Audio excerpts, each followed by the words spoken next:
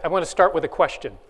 How many of you at some point in your reporting on state government have reached out to the National Conference of State Legislatures? Awesome. Okay, can I take a picture? Yeah, you go. No, I'm not surprised, actually. For those of you who have, you no doubt know and found more than you were probably looking for. It's a fantastic repository of data and analyses and contacts that can propel and add depth to your reporting. The conference is a reservoir of research covering the gamut from AI, mental health, prisons, redistricting, labor. More important for all of us, especially in these times, the work is nonpartisan. And today, we're bringing the NCSL to you, namely Wendy Underhill, who is Director of Elections and Redistricting. She'll make an encore appearance later this afternoon at our redistricting session. Ann Sappenfield is Director of Wisconsin's Legislative Council and past staff chair at the NCSL. Please welcome Wendy and Ann to guide you on what we're calling NCSL 101. And before I turn it over to them, I want to offer a special thanks to Mick Bullock of the NCSL for helping make this possible. But thank you very much. Well, thank you all for being here, and thank you, Kevin, very much for making this invitation for us. I'm going to just tell you a little bit about myself, and then I'm going to turn it over to Ann for a little description of where she fits in the world. But I want you to know that you're actually going to get a twofer here. We'll talk about NCSL for sure, but we're also going to talk about how legislatures, whether it's Wisconsin or in other states, although we don't know as much about the other states, can do for you in your research. So do expect to come away with two resource sources. So I want you all to know that in my earlier life, I was a freelance journalist. That might be a fancy word for it. I want you to know that for 20 years, I tried to sell stories, and I did. But my highest paying year, I made $9,400. So you all are already more successful than I was, and I tried for 20 years. After 20 years, I decided I better find a new line of work. And I got hired by NCSL to write a newsletter on elections, which I knew nothing about 12 years ago, nothing more than your average person on the street. But I did know how to talk to people and find information, put it together. So that's how I ended up here. And then one thing happened and another thing happened. I realized I had found my true career later in my life and was very happy for that. So that's how I got here. Ann, what about your history? I'm currently the director of the Wisconsin Legislative Council, and in Wisconsin, that is the nonpartisan service agency that staffs the committee and does legal and policy research for the legislature.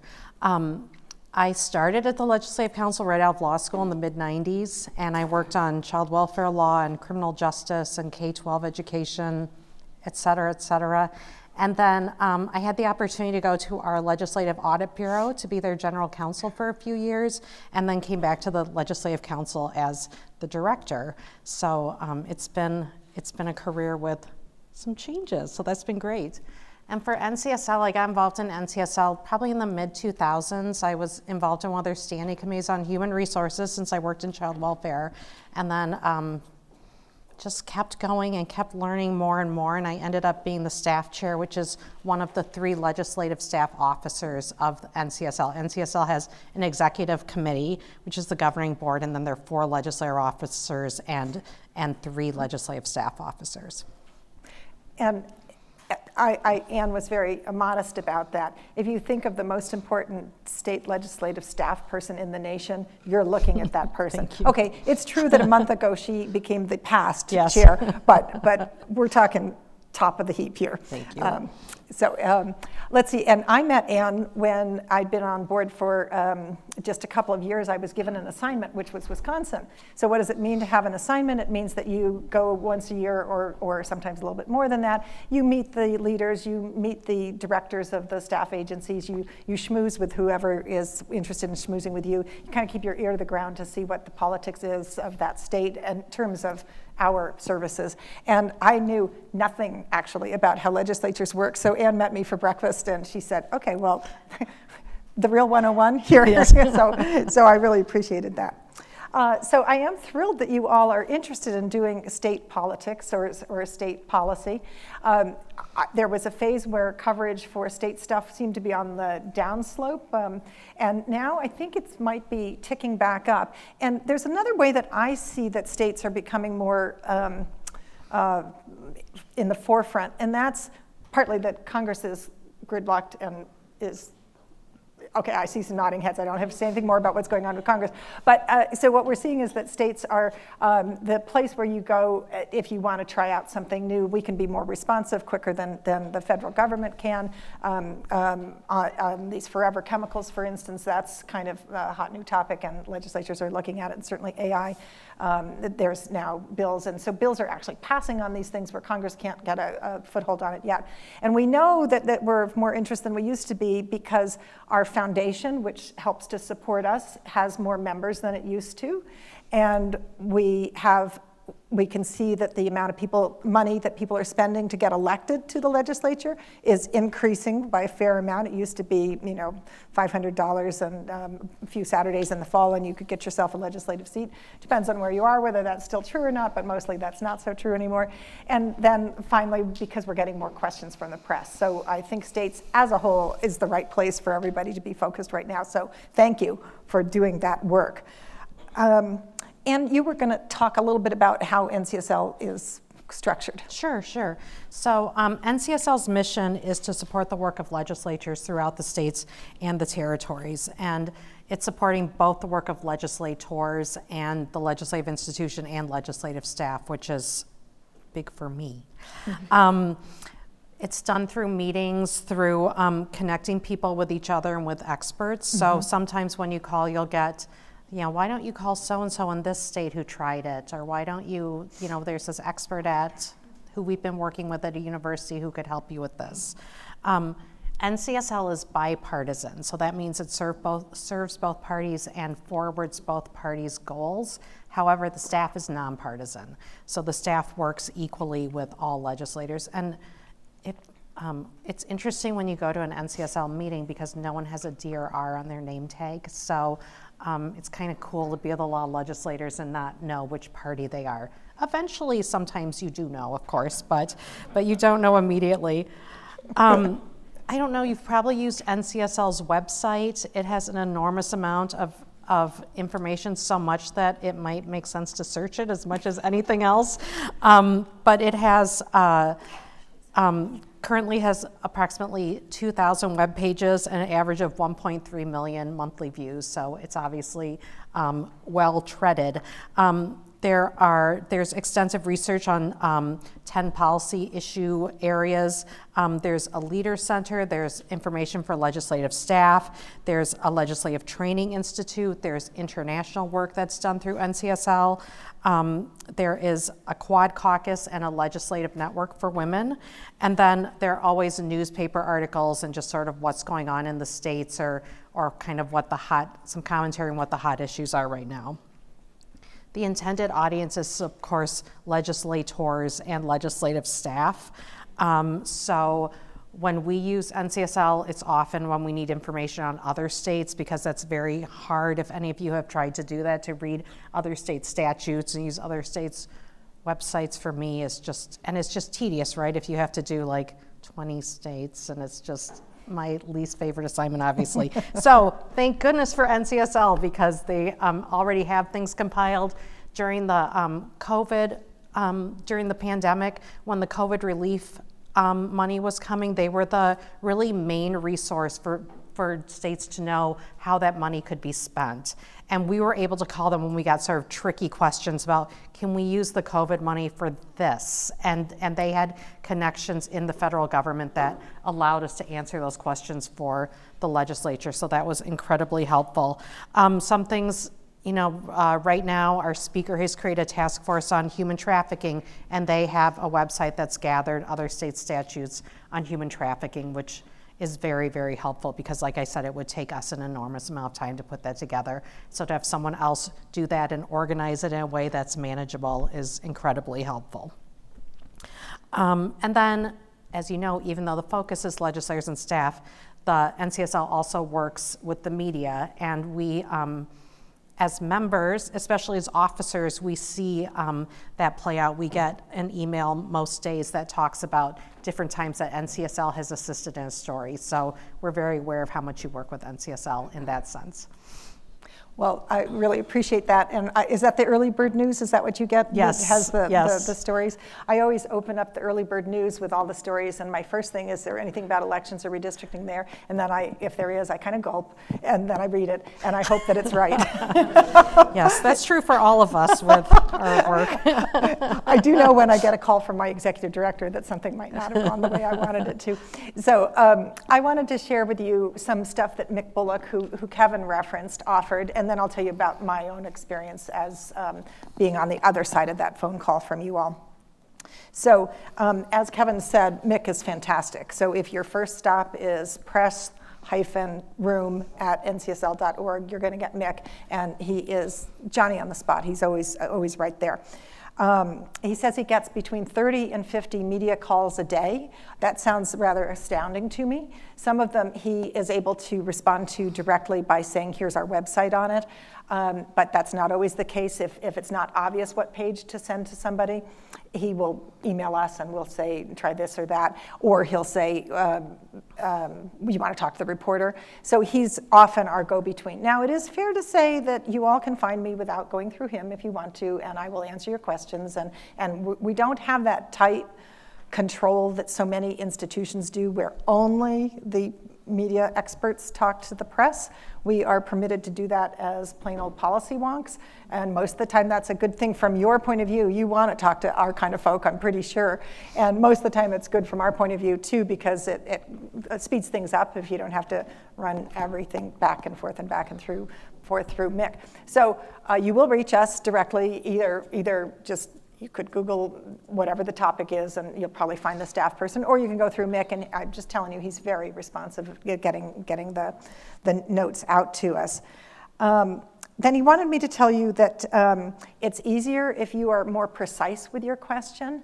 If you say, I'd like to know about voting, please, sure, he will reach out to me. But if you can say, I'd like to know how many states that did require an excuse for absentee voting, gave that up during COVID, that we can get you a quick answer. And by the way, that's 14 out of 16 of those states changed from one to the other. So just that's the kind of thing that we should be known for. And then he made the point that we don't always have what you need. So if we don't, what do? Well, we try to get back to you quickly. And I know that you all are not just reaching out to us, you're probably reaching out to 2 or 3 different sources. So if we don't get to you first, somebody else will. I get that you're not sitting at your desk waiting for our response. But we can often say, we don't have it, but the Campaign Legal Center does, and here's a person that you can contact there. And we do, each of us in our subject area does have pretty deep connections to the other folks in that subject area. So you can ask us, who else should we be talking to, or we might even volunteer that.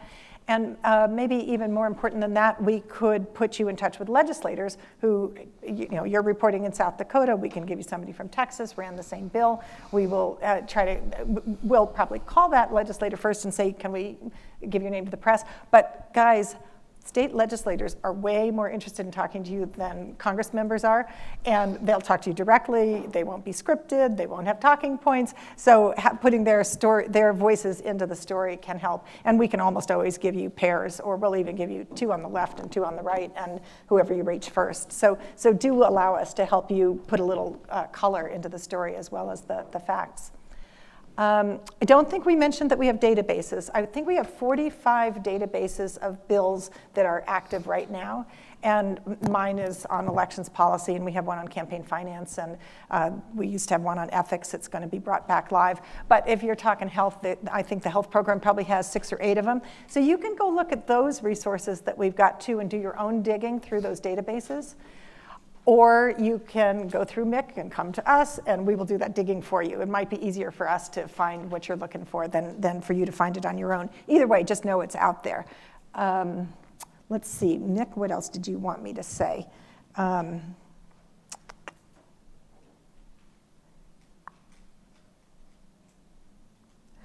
He also wanted me to say that it's important for you to know that we are nonpartisan, and if you ask us a question about what are your thoughts on, we don't have any thoughts. We don't have any opinions. We don't have any thoughts.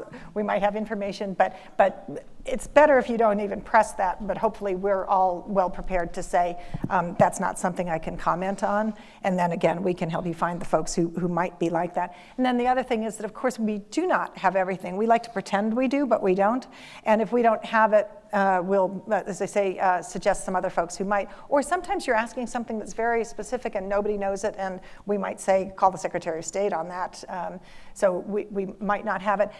And sometimes we have things that are behind the scenes. So the website is wonderful, but it's not like that starts on the web, right? You start with a Word document and you add to it as you go along. So we might have something behind the scenes, and we can share it with you at that point. So now I'm going to shift from Mick to me as a person who gets these calls from the media. And I remember the first time I got a call from one of you all, and this is after I'd been a freelancer for a long time.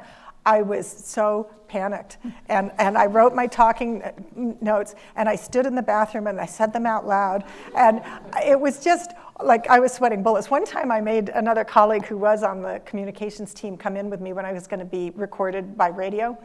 And it was recorded, it wasn't live even, but I made her come in and basically hold my hand while I did that one. But that was in the early days. And when you can hear the typing? Yeah. So you don't look scary to me at this very moment, but when you call us, you might be scary. So if you could say something in your first sentence or two that will help us not be scared of you, that would be great. We have this image from the movies and such of the hard-hitting reporter, and I don't imagine any of you is going to be like that with us at any point, but we don't know that until we've handled 10 or 20 or 30 of your calls. And right, let's not start with that, that's for sure. Okay, the other thing is I want to say from my point of view, I've had some reporters who've helped me do my job better. So sometimes they say, have you got a list of the states that have done prohibitions on using philanthropic money for elections? Yes, I do have a list. Here's my list, 24 states. Then sometimes those reporters go check my links, or they have some other source, and they find out that there's actually 25. If you tell me that, that makes me feel good. It makes my job better. So we're not perfect. These are just plain folk doing the work, and if you can help us be better, by all means, please do. So we like that part. And I think you said this, that we work on the institutional stuff too. I keep talking about the policy side.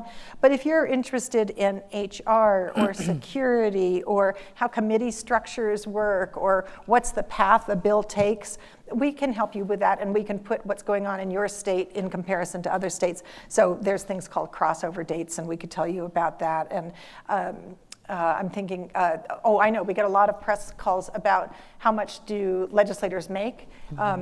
And I want you to know that $100 is what they make in New Hampshire, but New Mexico claims to get the least amount of pay because all they get is per diem. So just want to put that in perspective. We're not talking about some... lawmaker's salary in New Mexico? Yes, correct. Yeah. And I don't know, do you feel better with 0 or do you feel better with 100? I'm not sure that one is. I don't know.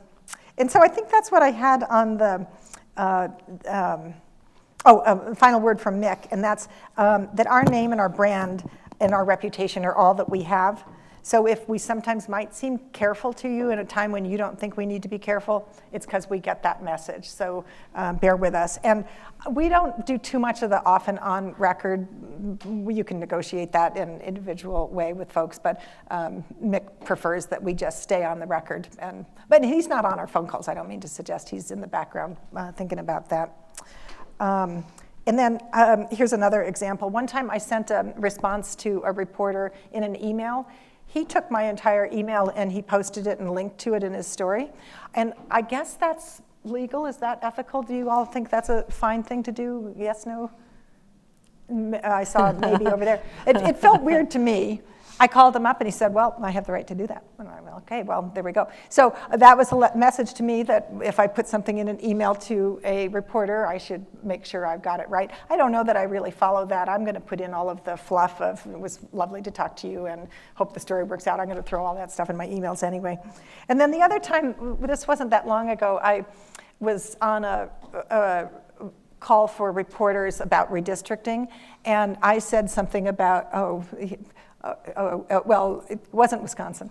I said something about process, and a reporter from a particular state then quoted me, when I'm speaking nationwide, public input is a big thing this cycle. He took that quote and he put it in his local story, and the legislature called our leadership, who gave me a whipping. So I just want you to know that we have this relationship with the leaders that's very strong and very important to us. And I don't know how I was going to avoid that, because it is true that nationwide public opinion in redistricting was more important than it had been in previous decades. But I just want you to know that that's the point A to point B to point C, and right back to me getting that whipping. So that was my story. Ann, you were going to talk to us a little bit about legislatures. And you know what? We forgot to ask if anybody has questions as we go. As there's, we'll kind of stray from our usual. So if you have questions that occur to you as they're talking, stick up your hand and we'll get a microphone to you. I should have said that from the outset. Yeah. So if you had questions about data sets, what you can find in those data sets, contacts, what contacts, where can you find them, who do you need to call, please put up your hand, and folks can, and we'll just go with that. Do you guys do state budget?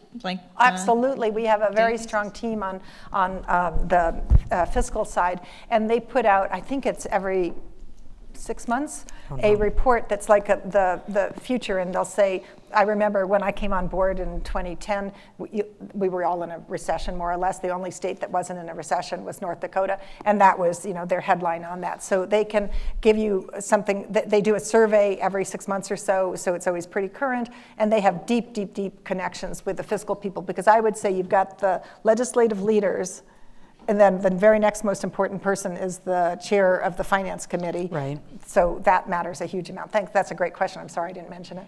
And then I'm a local television reporter, so I was just wondering, our deadlines are typically a lot sooner than typical print deadlines.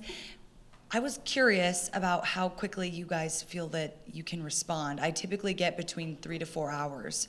Well, I guess that would depend on what the question was and who the person was. If you called me up, I would, in my hierarchy, legislators are here. Mm-hmm. The press is right there. Did you see that little half-inch change? And then advocates, academics, and the public are down here. So I would want to be responsive, but literally it could depend on where I was and what I was doing at that moment. So go ahead and ask. Mm-hmm. And Mick will probably say, I'd love to get you on screen, Wendy. What are you wearing today? Wonderful. Just wanted to ask. Thank you. I will say on the scare factor, here's print, here's radio, and here's TV, but we do it. Hi there, I'm Samantha with the Boston Globe. Thanks for being here. I have written sometimes about the NCSL being retained by Senate leadership or House leadership to kind of audit the, I did one story about kind of employees, and it was about the structure of Statehouse employees. And that was something that I had come across, from an employee themselves that, obviously NCSL isn't making public because they've been retained to do this work. But it was really helpful for our reporting to kind of know the structure of the workplace in the Statehouse, or maybe other research that you all do. What's the best way to kind of know about things like that are happening in our state that maybe aren't as forward-facing as the other stuff that you guys publish on the website? Well, that's a really good question, and I don't know for sure, but I'm going to just describe this kind of thing. We have a consulting service that we offer to states where we can look at their staffing structure and their pay. Are things lined up with whatever the local market is in terms of pay? Does it make sense who's in charge of who's reporting to whom? Are there some outliers? And then we give a report back to the legislature. And we don't go out of our way to publicize that. That's for Wisconsin's legislature to use as it chooses. And these would include some recommendations. Do you know if those are public even if we don't make them, even if we don't push them out? I think generally they aren't. I mean, some of them are really like an investigation of something that went wrong, but some are salary studies and just more general improvement based. So I think it's probably up to the legislature whether those get released publicly or not. I mean, as far as figuring out you're just asking about structure or sort of things that are going on? Yeah, I mean, I had gotten like my hands on a report from an employee because there was an audit of the, there were recommendations given about pay and some other disparities, and it was a reaction to something that had happened in the Massachusetts legislature. But yeah, I just, with things like that, when NCSL was retained to like audit things in our state, I was just kind of wondering if there's like a better way to know when that stuff's happening. I know that's a private thing, but if there's like any chance for kind of a off the record heads up or just, I don't think so, yeah. Okay. I got a couple of thoughts that are not exactly on point, but will be close. One is that, of course, you should sign up to get our daily news clippings, and that will tell you what's up. The second thing you could do is find the person, if you're only reporting on Texas, then Arturo Perez is our Texas liaison, and you could know him, and you could call him every 3 months and say anything percolating. So and you can go to the website and type in state liaisons, and you would find whoever it is for your state, and just getting to know them might be helpful. I don't know that Arturo knows every single thing that ever happened that relates to Texas that we've done. Would he know if there was something related to child welfare? He might not, but there you go. This is good. Mm-hmm. Hi, I'm Raga Justin with the Times-Union in Albany. I was wondering, I think to follow up on that question as well, the information that you guys are using when you're creating your reports and your databases and everything, are they based on information that the legislatures themselves are submitting that might not necessarily be public-facing or accessible entirely to us, or is it entirely public information that you use to? I think it's entirely public. I think so too. Mm-hmm. So the databases of bills are gathered through a source called StateNet. Do we ever know what StateNet is? I don't really know what to call it, but it's let's say it's a vendor of information, and they funnel into us information about every bill in the states and territories, and we have individual people, and it has a search function, and then we have individual people who search it down to a more granular level. But obviously, once a bill is in the hopper, it is public information. When somebody's thinking about it and they're having somebody draft a thing, before they say, yes, I want other people to look at it, it's private, but then it's public. And when we do a report on absentee voting, how it changed during COVID, that's me digging in with others in the elections field. It's me looking at what bills did get enacted in the last couple of years. It's my voice. So we are all sort of, I wouldn't call us reporters, but we are report writers, if that makes sense. And we can get our sources from wherever, but there's not a conduit, a secret under the... Yeah, I think the benefit is that it's in a way that you can like digest it, right? Mm-hmm. So there are just so many bills, and even just in one state, so much going on. And so to have a resource that puts that into categories that you can actually think about it is really the benefit that NCSL provides. Yeah. Hi, I'm with the Associated Press in Minnesota. I was wondering, as a bipartisan, nonpartisan organization, what do each of you think that Statehouse reporters should be covering more of? Money. The budget, in my view, the budget is the plan for the coming year. So if you can understand the process by which a budget is made, you'll know a lot about what matters to people. You might easily have a different answer. That's probably true. I mean, I would say, I don't know if I'm the best person to ask because I feel like in Madison we have pretty robust coverage of our legislature. Or less of. Yeah, or less of. I think that, yeah, I mean, certainly something that's been a little rough for me personally lately is just sort of that legislative attorneys disagree with the legislature. You know, that's always a hard headline to see. But I do think that I do appreciate when a Statehouse reporter really tries to understand. We've had a big misunderstanding about one of our memos recently, and I think we're weathering it, but it is, and when I reached out to the reporter, he was great about it, so I should have done it earlier. But I do think the more that you can, cover things I don't know, I guess just continuing to really get the details right and get the full story. What was the memo? Sorry, I'm the only Wisconsin reporter.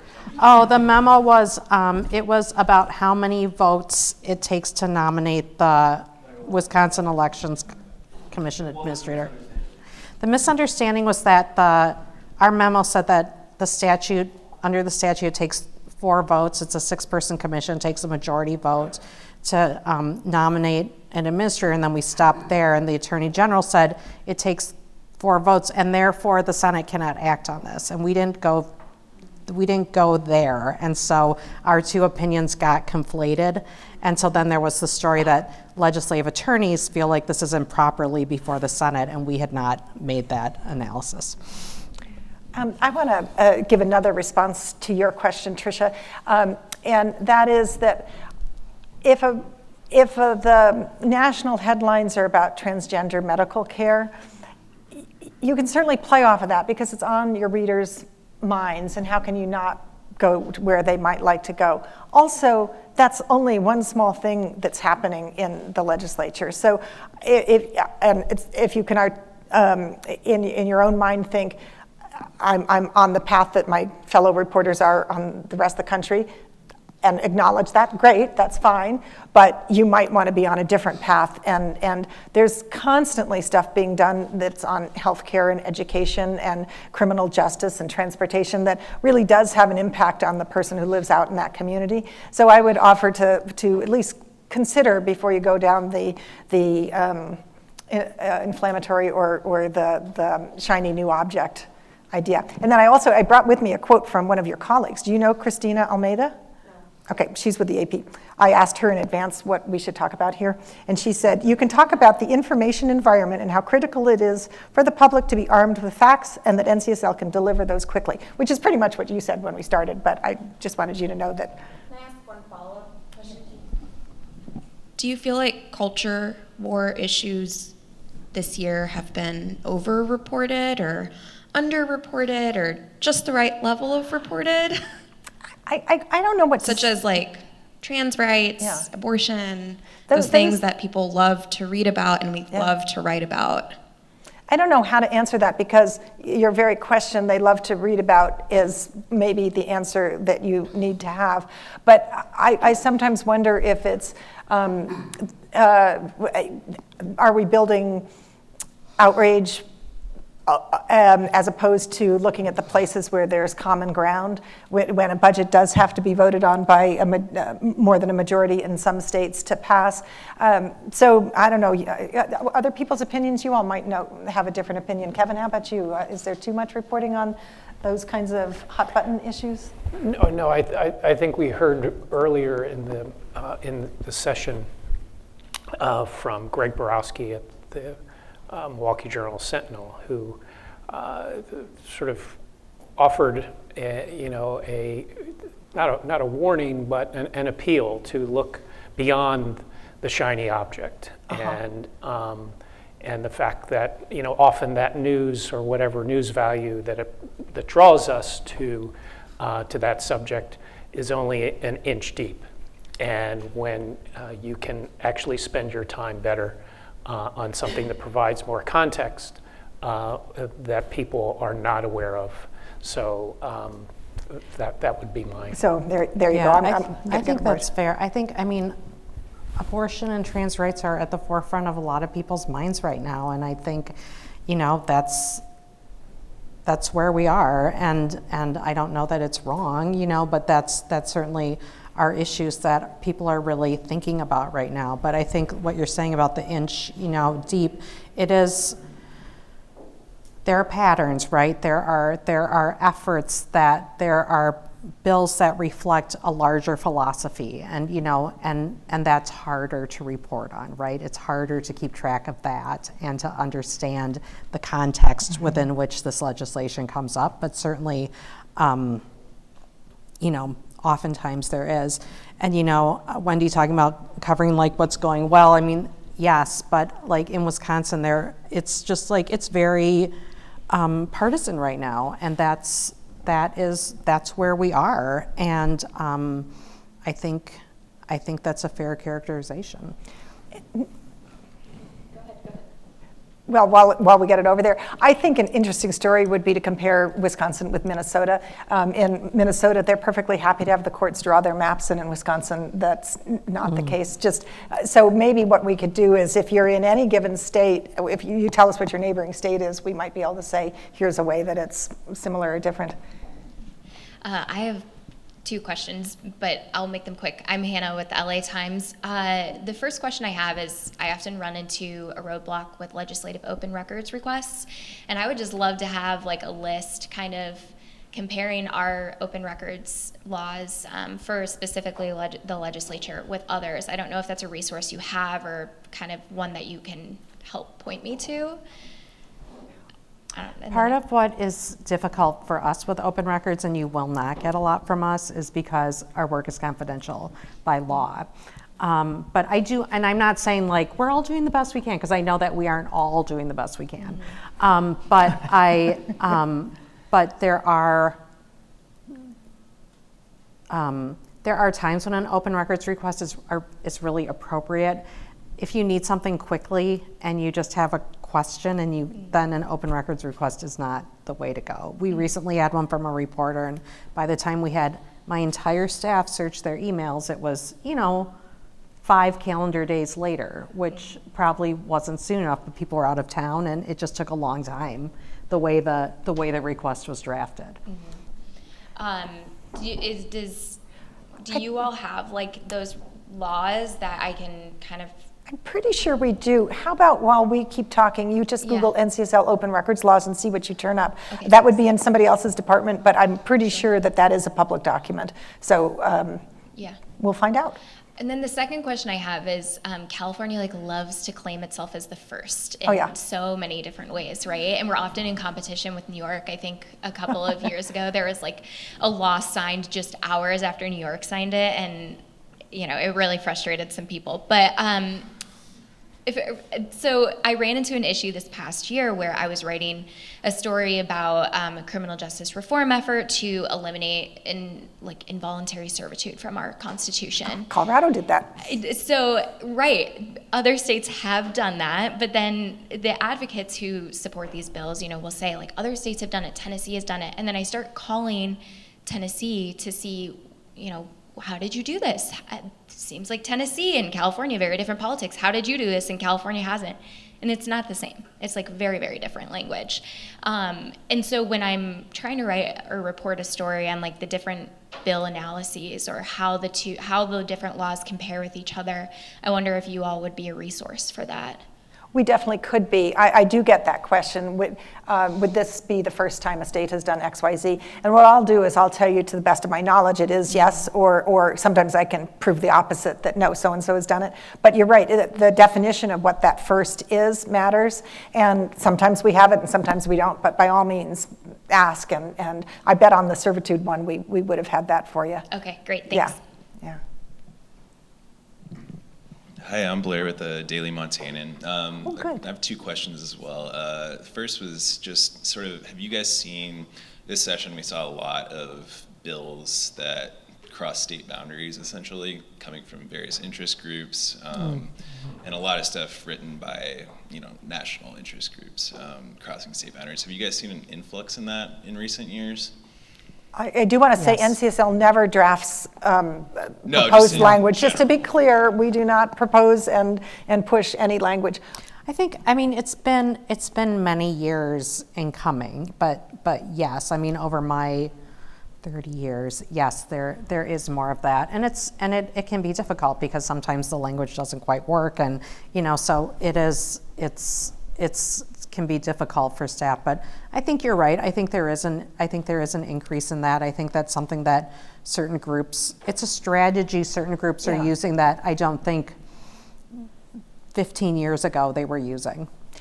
And the one place I can see that is with this prohibition on philanthropic funding for elections. No one had a law like that, and then within 2 years, 24 states did. That didn't just happen on its own. I mean, it is true that this state will pick up something organically from some other state, and that's how things happen. But there are times when you can just feel that it's a national push. And that's the flip side. We talked earlier about how great it is that you all are covering states and how states are where the action is. Oh, well, who else thinks that states are where the action is advocates for one position or another. So I think you got 2 yeses here. And my second question, probably more for you, Anne, but we had the most bills introduced in 40 years this year, and it created quite a backlog for legislative staff for writing bills, fiscal analysis, legal analysis. And I was just curious if you've dealt with that as well. In Wisconsin, we're, as staff, are somewhat fortunate because it's a full-time legislature, and we're staffed for a full-time legislature. So there certainly are times where people are swamped, and certainly in Wisconsin, our budget bill is one bill, and it has substantive changes in it too. So it's not just an appropriations bill, so that's an enormous effort for staff, but generally we've been able to weather that better. But yes, there are states with very small staff. Their legislature meets 30 or 60 days. We meet for about a year and a half. I fortunately haven't experienced that as much, but yes, I know that other states are having trouble with that.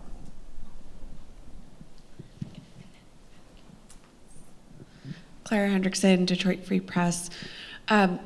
So I have found in Michigan the employees at the House and Senate fiscal agencies to be extremely helpful every time I call. They provide a wealth of information, and I feel like they're sitting on some just gem story ideas, and I'm wondering if you have any tips about how to mine that as a potential source for story ideas. And a lot of times when I talk to staffers, they want to be on background, yes, and are a little bit reluctant to even sort of take up my questions.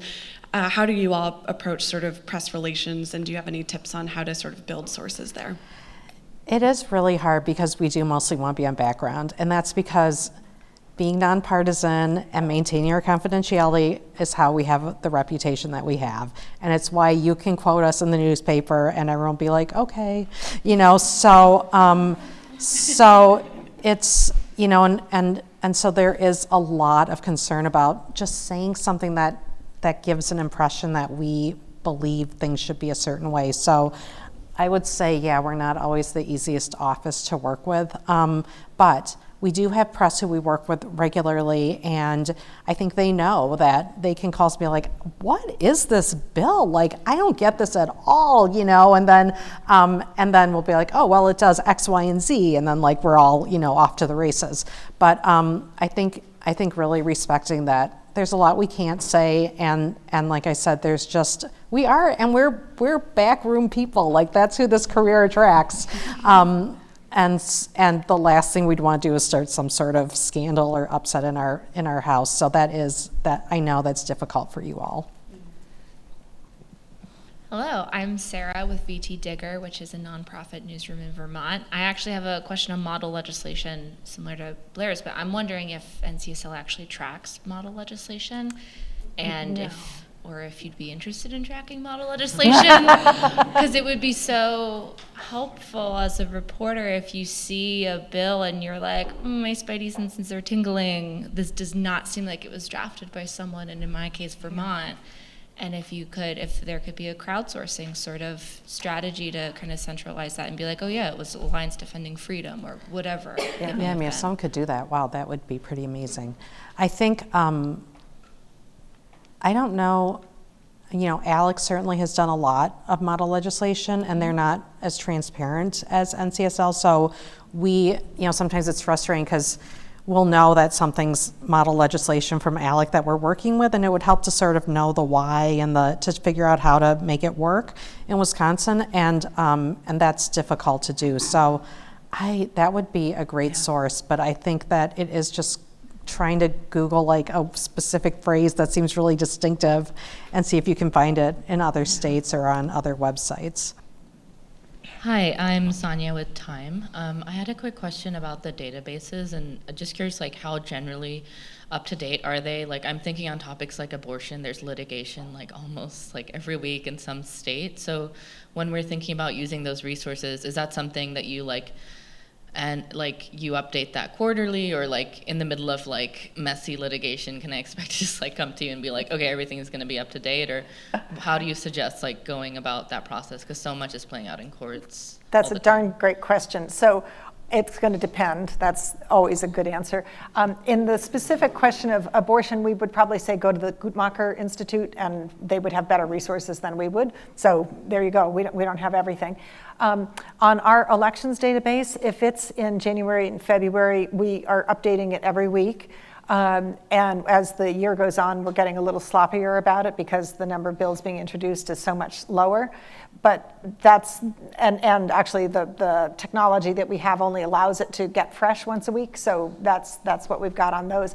But there are some, like our campaign finance one, frankly, we're probably going to stick those bills in October and call it good for the year. So it depends on which one. Hopefully every database will have an updated date on it.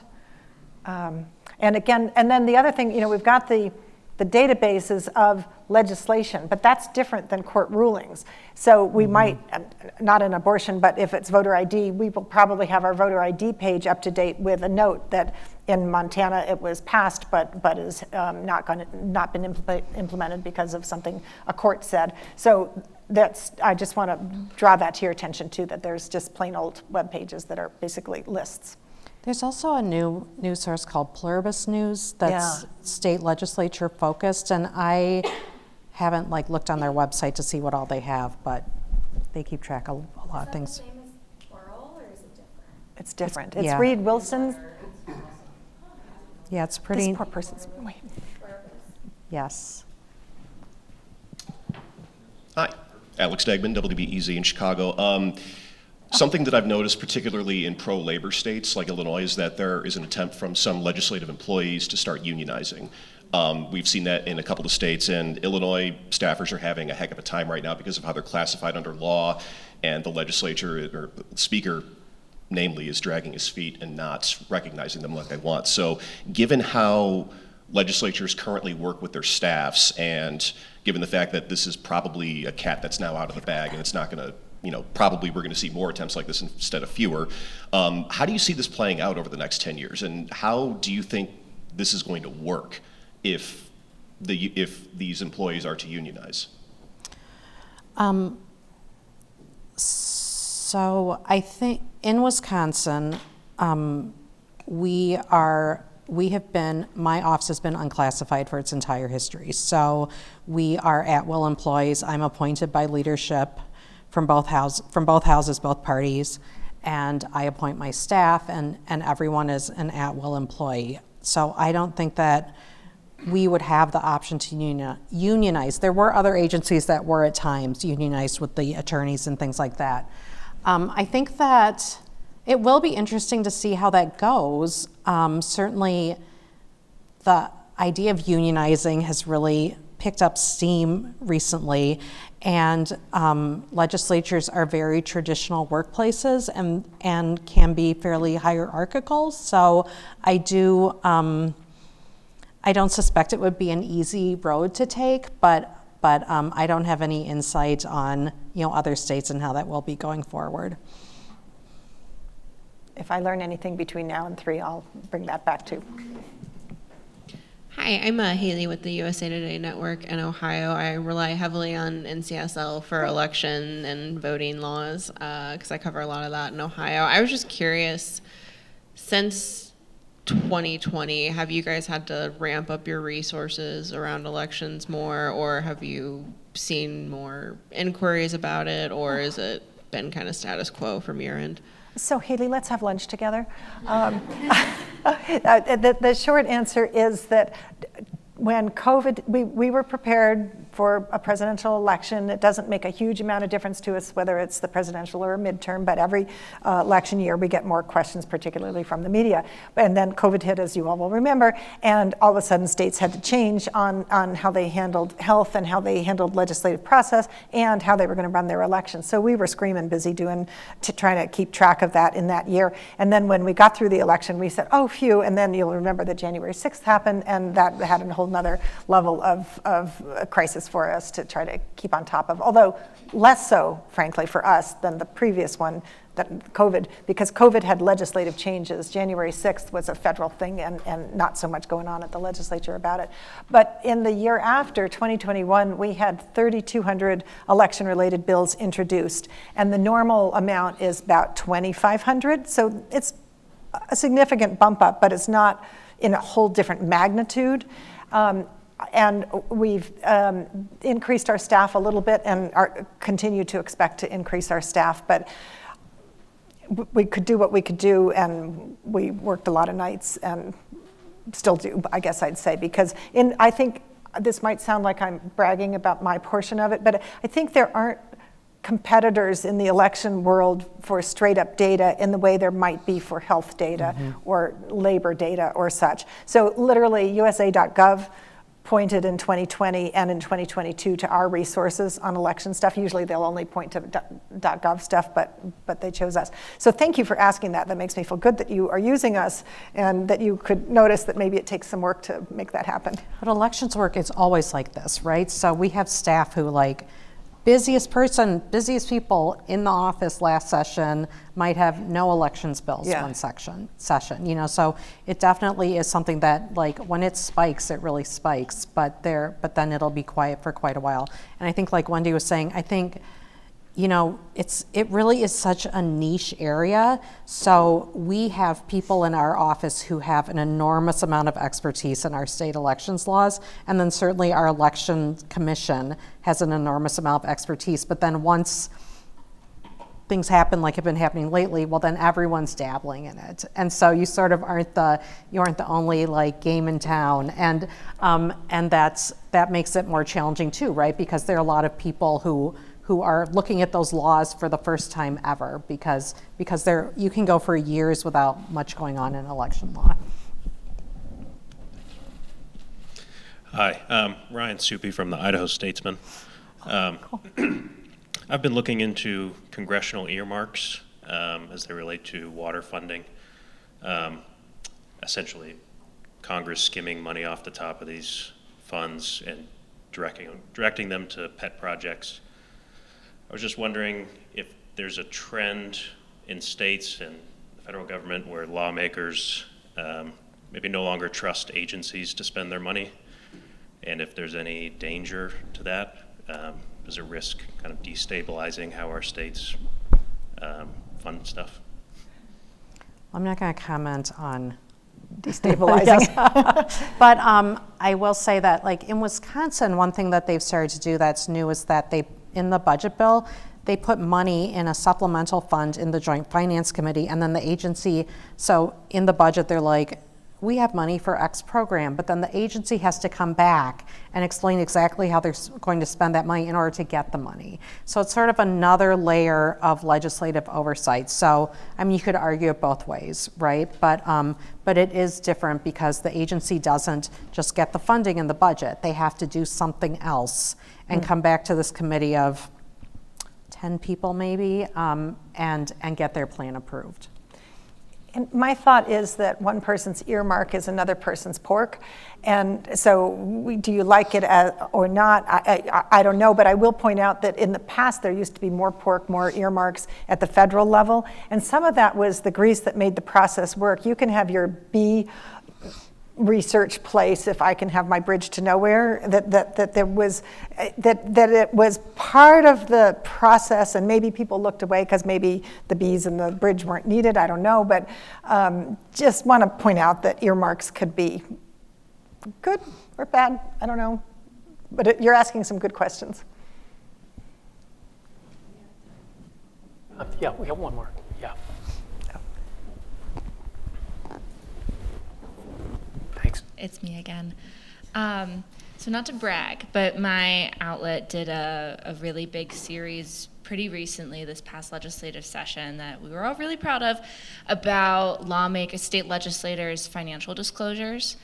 And what we found in Vermont was that many state lawmakers, yes, they were required to disclose their personal financial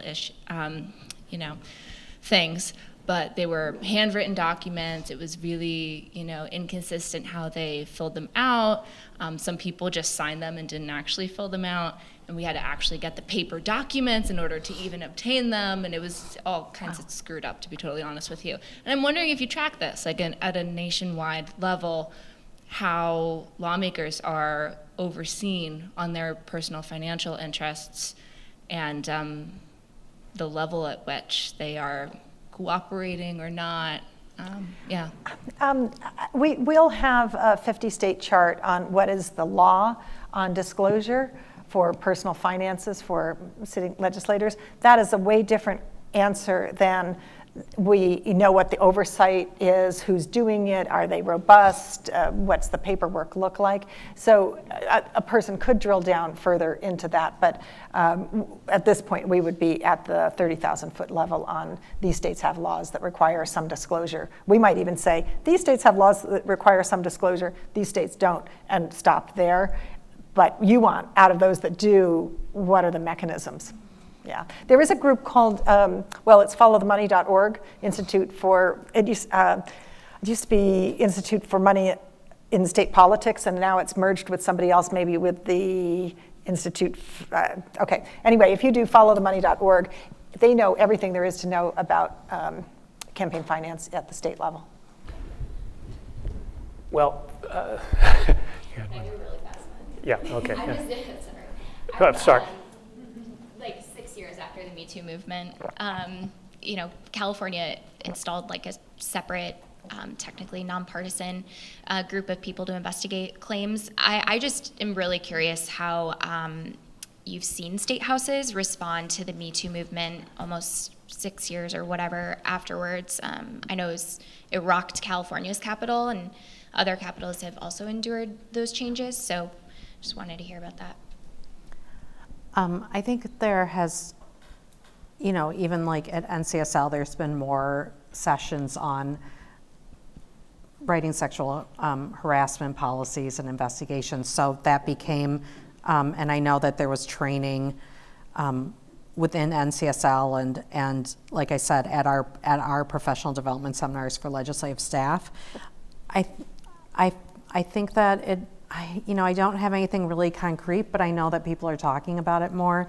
In Wisconsin, we had human resources done by our chief clerks, and now we have a human resources office, which certainly has professionalized the way human resources is done, and separated it somewhat from the legislative leadership in a way.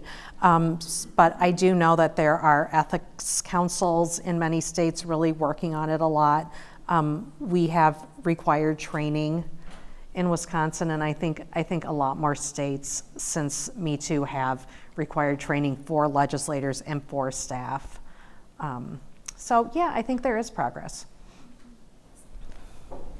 Well, I will call it now, but as you can tell from the number of questions, that Wendy and Ann are deserving of spots in your Rolodex, if there is such a thing anymore as a Rolodex.